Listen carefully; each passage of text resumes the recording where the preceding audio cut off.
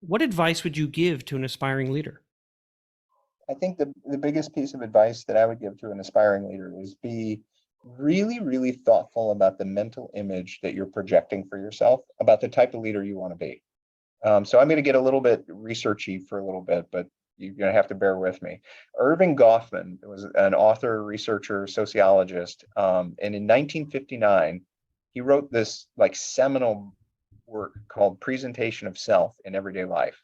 And he didn't talk about teachers or educators, but he talked about policemen and firemen and doctors and so on and so forth. And he said, look, you create this mental image when you're not a policeman. You create a mental image of what a policeman should do or say or how they should be. And then when you become a policeman, you try to live that. It's a stage in your mind, and you're trying to live that out.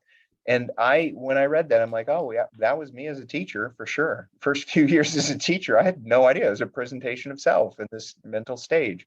And the same thing was true as a principal for me, and the same thing was true as a superintendent for me.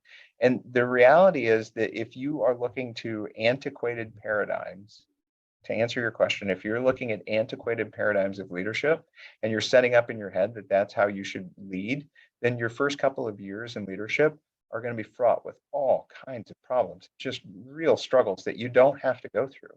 And so set up mental models in your mind of leaders who are leading with compassion, who are leading with vulnerability, who are in the transformational space and doing things in a way that might seem a little bit unorthodox, but that resonate well with a community.